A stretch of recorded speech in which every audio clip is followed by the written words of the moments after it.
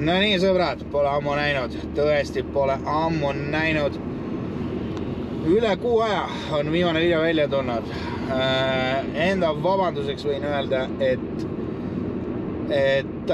maikuu on olnud täitsa crazy kuu. Mul on olnud töö juures hullud ajad, mul on olnud turvatöös hullud ajad ja lisaks ma veel käisin Eestimaad kaitsmas. Aga härrased, mul on teile uudiseid. On nii häid kui ka halbu uudiseid, on meil uusi autosid, on olemasolevad autod, mis lähevad täiega katki ja ega tundub, et mul on ka halvad ajad tulemas. Sõbrad, kõik sellest aga videos, nii et istuge mugavalt maha, võtke endale teed ja me alustame. Even when you feel low, you can still go. Even when you feel slow, you can still go. Even when there's no hope, you can still go. I never answer to no, man, I still go. On mul ka tegelikult ka park laienenud, on mul täiesti uus auto ja see auto on hetkel siin. See auto on üks suurimaid raharöövleid mul praegu olnud. Sain ma selle auto tasuta. Täiesti nulliga, siin ei ole muidugi Jäpe käsi mängus, sest Jäpe ikka tahab süüa ka. Aga jah, selle ma sain täiesti tasuta. Praeguseks on ülevaatuskindlustus tehtud, aga remondi peale siin kulus mul 1000 eurot. 1000 eurot. Suurimad raha kulutajad sellel autol olid siis roolilati vahetus ja vist oli egerklapp. Ainult varuosad maksid 400 eurot. Pluss nende vahetus. Siis lisaks kõik mingid õlid, asjad, tihendid. Ma isegi tea täpselt nimekirja, kuskil on mul see arve ka olemas. Praegu seisuga auto on ülevaatusega sõidukorras. Sõita saab, ainukene probleem, mis hetkel on jäänud, on see, et esmane käivitamine on väga raske, nagu tõsiselt raske. Mis seda põhjustab? Hetkel ei oska öelda, sellepärast, et varianti saab olla väga palju. Sellel vahetati veel kenekas ka ära. Alates sellest, et kenekas on nõrk või tähendab kenekas starter on nõrk, et ta ei anna õiget või siis võtame kokku. Et aku on nõrk ja ei anna piisavalt voolu starterile ja see esmane käivitus on siis aeglane, kuigi peaks olema palju kiirem kui muidu. Ülejäänud osas põhimõtteliselt 1,9 turbodiisel 110 kilovatti siis on saadud nulliga investeeritud 1000, nii et võime võtta, et 1000 euro eest on minu pargis veel üks auto juures. Hetkel ma kasutan seda kui tehnilist tuge, mul on siin kõik, mis on vajalik autoremondiks, on selles autos olemas.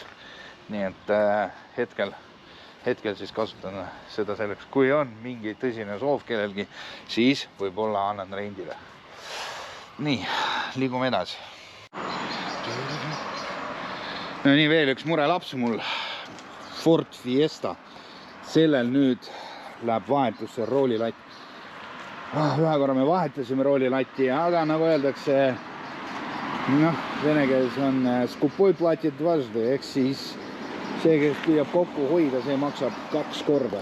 Nii et hetke seisuga kasutatud roolilatt selgus, et on katki. Ja nüüdseks on tellitud juba uus roolilatt, selle me paneme ka siia peale ja siis see auto peaks olema valmis rendile andmiseks. Maksumus, ta umbes 500 eurot on selle roolilati vahetus, koos tööga kõik asjad. Ja siis ta peaks olema nagu täiesti valmis.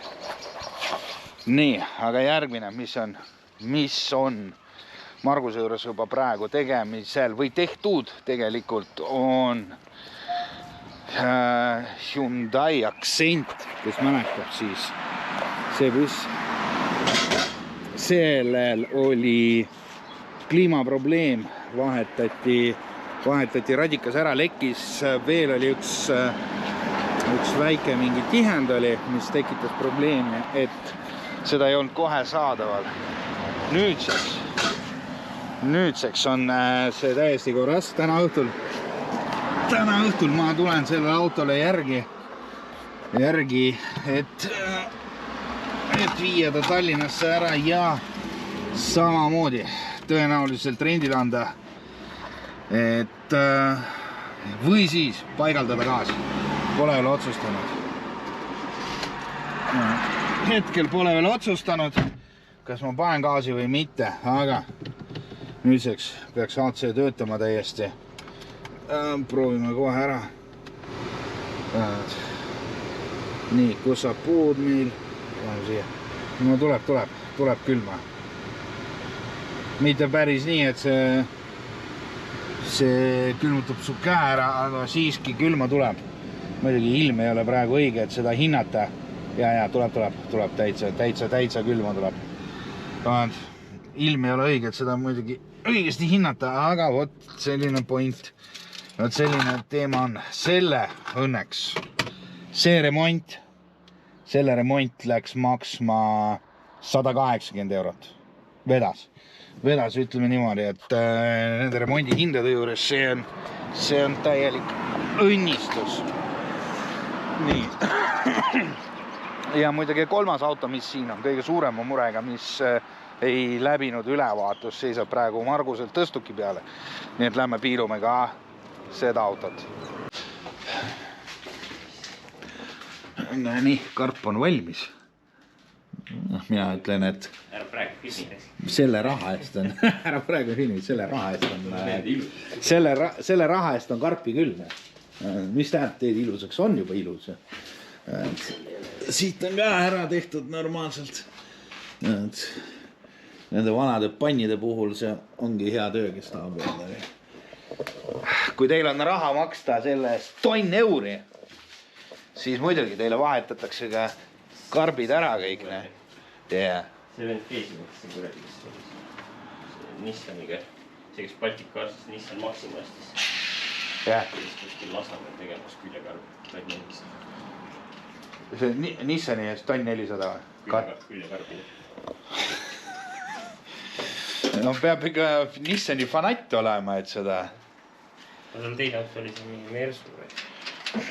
No see peab ikka fanatt olema. Vaatliksin selle lihvimisega, lihvid mulle veel uue augu sisse.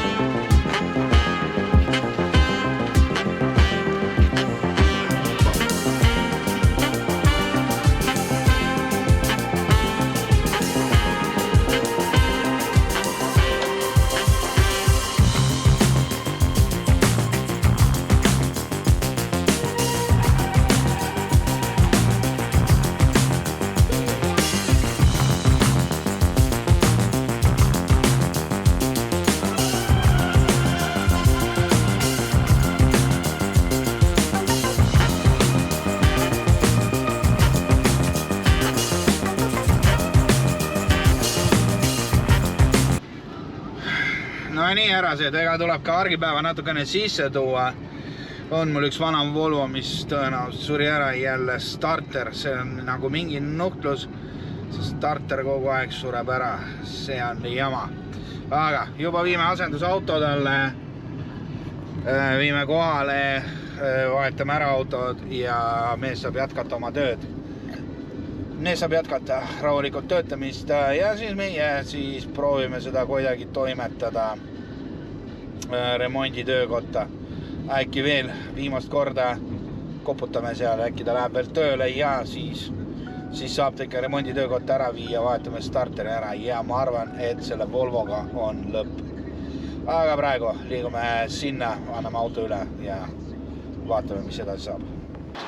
No nii, tõime selle Keilasse ära, saime ta tööle õnneks ja aga starteriga jälle jama ja ei saa olla 100% kindel, et starter on, et võib-olla on midagi muud.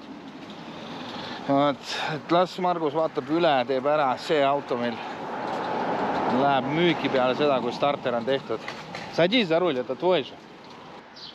No nii, härrased, need, kes ei suutnud järgi pidada, siis teeks kiire kokkuvõtte. Uus auto, mis ma sain tasuta, Opel Astra, maksumus tonn remont. Volvo, mis me praegu viisime remonti ära, tõenäoliselt läheb kuskil 200 eurot maksma. Hetkel on Ford, roolilati vahetus, kõik sinna juurde kuuluv on ka tõenäoliselt 500, võib olla vähem. Arvestame kuskil 500-ga, siis hetkel korras on Nubira auto ja siis see, mis on minu selja taga, need on täiesti korras autod. Meenutada veel, Hondal läheb nüüd sumpsi tegemisse ja käsipiduridross seisab sellele kohe ülevaatuse peale. Nii et kokkuvõtta siis summad on päris suured, võlg kasvab, tulu on jäänud väiksemaks, kuna on paar klienti ära jäänud ja ma pole tegelenud otsimisega, uute klienti otsimisega ja ka sellepärast, et mul lihtsalt ei olegi praegu autosid pakkuda. Sellised lood, kuhu see kõik meil jõuab, see on praegu seisuga arusaamatu. Peale jaanipäeva ma hakkan selle küsimusega tegelema, ütleme niimoodi, et peale jaanipäeva paneme ühe veel võimsa lõpusirge, kui lööb välja ja tekib klienti ja tekivad rahad, siis on kõik hästi, kui ei, siis ega selle äriga tuleb lõpetada, autod kõik maha müüa ja võtta välja see, mis võtta on.